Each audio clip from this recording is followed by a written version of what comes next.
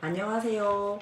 오늘도 종이신문 뒷장부터 보는 언니 믿는다 도연입니다. 오늘이 끈기 프로젝트 종이신문 읽기 벌써 531일째네요. 프로젝트 1일 1 유튜브 33일째네요. 제가 신문을 뒷장부터, 앞장이 아닌 뒷장부터 읽는 이유는 앞면에는 뉴스나 포털에서 누구나 얻을 수 있는 정보들이 많고 뒷장에는 인사이트를 얻을 수 있는 전문가들의 생각들, 영감을 얻을 수 있는 기사들이 모여 있습니다. 종이신문을 읽으실 때 도움이 되시길 바랍니다. 첫 번째 기사입니다. 이상기후의 2차 식량 위기라고? 이제 기후위기에 식량 위기까지. 두 번째 기사입니다. 추석에 여름 과일이라고? 왜 그럴까요? 한국과 일본은 무엇으로 갈린 걸까요? 첫 번째 기사입니다. 이상기후 내년 2차 식량 위기가 온다는 기사입니다. 사상 최악의 집중호우가 최근 한반도를 강타하면서 기후변화에 따른 식량 위기에 대한 불안감이 확산되고 있습니다. 특히 올 여름 유럽 지역의 가뭄과 무더위를 비롯한 이상기후의 영향으로 내년 전 세계 밀 생산량은 크게 줄어들 것이라는 관측입니다. 기후변화에 신음하는 유럽, 영국은 40도, 363년 만에 최고 기온입니다. 스페인 46도, 프랑스는 42도, 포르투갈은 47도. 인류 집단 자살 상황에 직면해 있습니다. 이런 유럽의 폭염이 우리의 식량, 우리 가족의 밥상에 영향을 주는 거라는 걸 기사를 읽고 깨달았습니다. 밀은 2020년도 기준으로 1인당 31.2kg, 쌀 57.7kg에 이어 한국인의 곡물별 소비량 2위를 차지하고 있습니다. 자급률은 1%가 안 된다는 기사입니다. 99%가 모두 다 수입을 한다는 이야기입니다. 그만큼 국제 곡물 가격 등락에 따른 국내 밥상 물가 영향이 커서 한국 식량 안보에 있어서 가장 취약한 고리로 평가되고 있습니다. 전 세계 밀 생산량이 올 하반기 감소하는 가운데 한국 식량 안보에 있어 가장 취약한 고리로 평가를 하고 있습니다.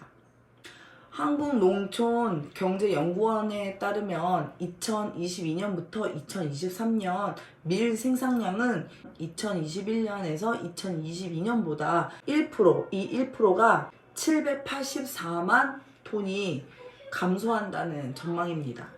유럽연합과 아르헨티나 등의 밀 생산량이 줄어들 것으로 예상을 하고 있습니다. 올 여름 이상기후로 찾아온 더위에 남부 유럽, 스페인, 이탈리아, 프랑스, 독일 등 밀 생산량이 1.7%나 감소를 했습니다. 프랑스는 전체 95개 주 가운데 93개 주에서 급수를 제한하고 이탈리아는 70년 만에 최악의 가뭄으로 북부 5개 지역에는 비상사태를 선언했습니다.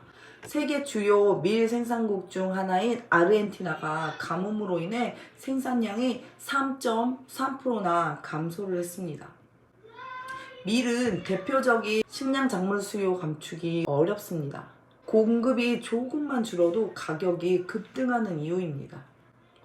국내 집중호우와 비슷한 기상이변이 전 세계적으로 잦아지고 있습니다. 올해 식량 위기가 지나도 이 위기는 언제든 반복될 수 있다는 경고입니다. 농식품부에서는 두 가지를 이야기하고 있습니다. 첫 번째는 국내 비축량을 확대해야 한다. 두 번째는 생산작물 전환, 식량 안보 강화에 체질을 개선해야 한다.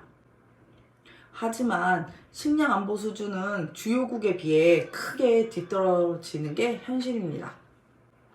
전 세계 113개국의 식량 안보 수준을 비교하고 평가한 자료에서는 한국은 2012년부터 10년간 식량 안보 전략 평가 항목에서 빵점을 받았습니다.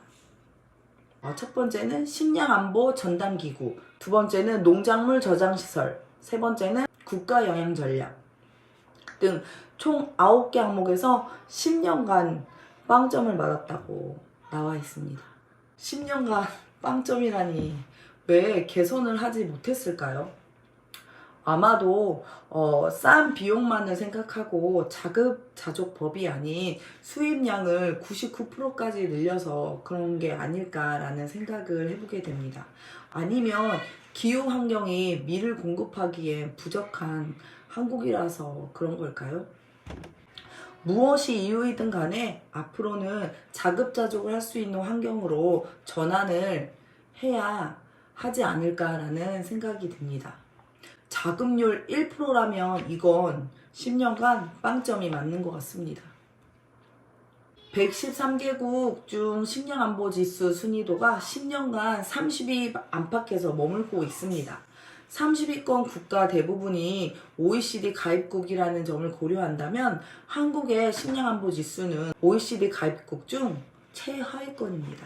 또 신문 기사에 식량안보지수가 한국은 32위, 식량안보지수 일본은 몇 위일까요? 일본은 8위입니다. 한국은 32위, 일본은 8위.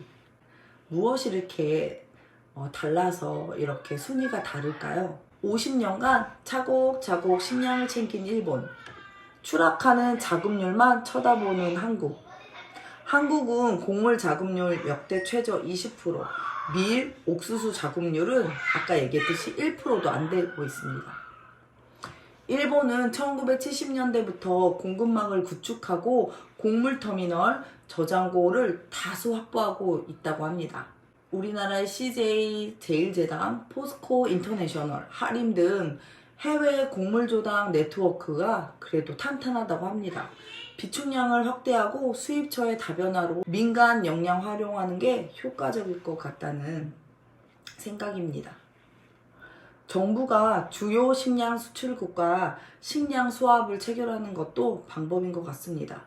기업이 지난번 기사에서도 정부보다는 기업들이 더 해결할 수 있는 방안을 갖고 있다고 이렇게 나와 있는데, 이 문제도 기업들이 민간의 역량을 활용해서 해결할 수 있다고 생각이 들었습니다. 70년 만의 가뭄, 유럽이 지금 쑥대밭이라고 합니다. 내년에도 전 세계 곳곳에 기상격변이 예상되고 있습니다. 이상기후를 부르는 라니냐 지속, 아르헨티나, 브라질, 호주의 직격탄입니다. 식량 위기가 잦아들 기미가 안 보입니다. 올해 곡물 생산은 4년 만에 감소가 되었습니다. 오늘은 딱 기사에 이렇게 첫면을 보자마자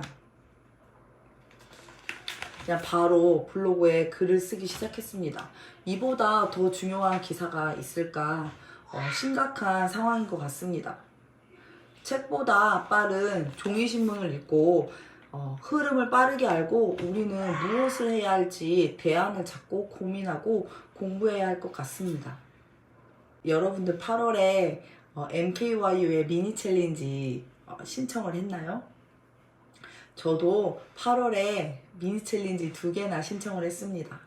하나는 하루 한 끼 비건식으로 하는 미니 챌린지를 신청했고, OT도 참여하고 채소로 비건식으로도 건강한 한 끼를 챙길 수 있고, 이상 기후에 뭔가 대안을 할 수 있는, 집에서 뭔가 요리를 좀 찾아서 할 수 있고 채소로 요리를 할 수 있는 거를 좀 미리 배워야겠다는 생각이 들어서 신청을 했고, 가지 스테이크, 양파 볶음밥, 그 다음에 오늘은 이제 해독 스프라고 그거를 레시피를 이용해서 만들려고 지금 막 배우고 있습니다. 너무 재미있는 것 같습니다.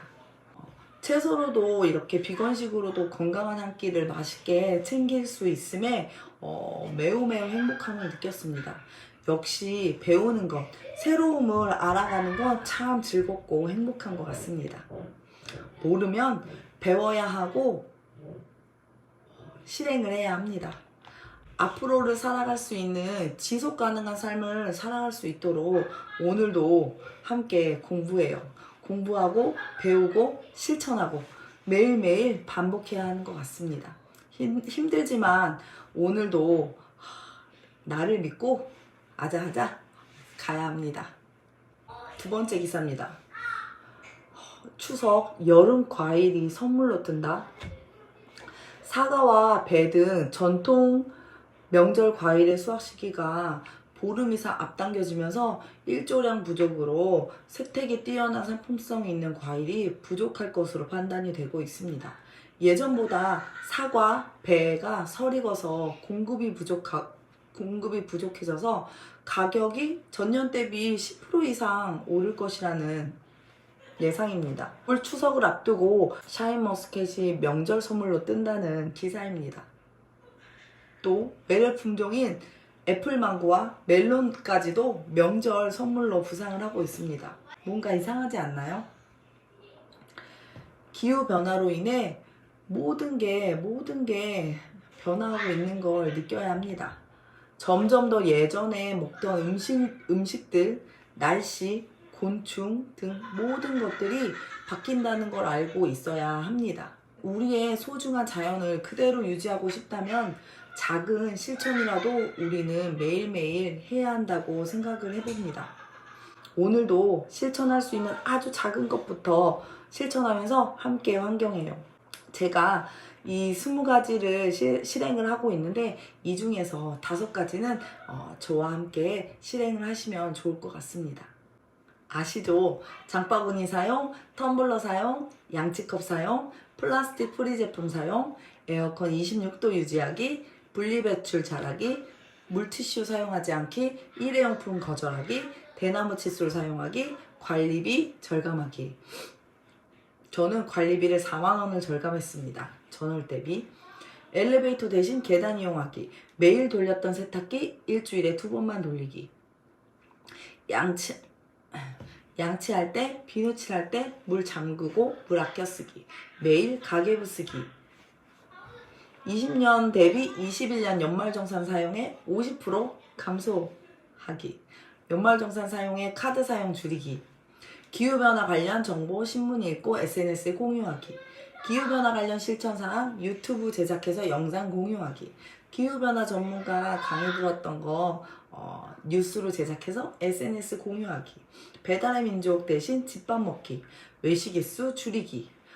너무 스트레스 받지 않을 정도로 어제보다 조금씩 줄여나가면 됩니다. 그리고 마지막 이메일 비우기. 함께 환경해요. 제가 매일 종이신문을 읽고 정리한 상세한 글은 블로그에서도 확인 가능하시고요. 글로 읽는 게 편하신 환경이시라면 블로그에 방문해 주시고, 영상으로 지금처럼 보는 환경이 편하신 분들은 지금처럼 유튜브에서 만나요. 블로그는 링크를 걸어 드릴게요.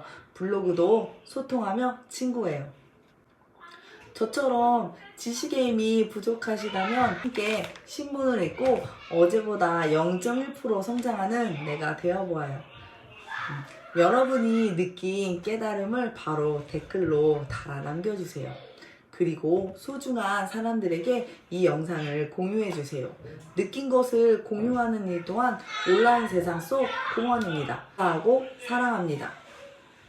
구독과 좋아요, 알림 설정은 제가 다음 영상을 제작할 수 있는 아주 큰 힘이 됩니다. 꼭 부탁드립니다. 오늘도 고운 시간 되세요. 안녕.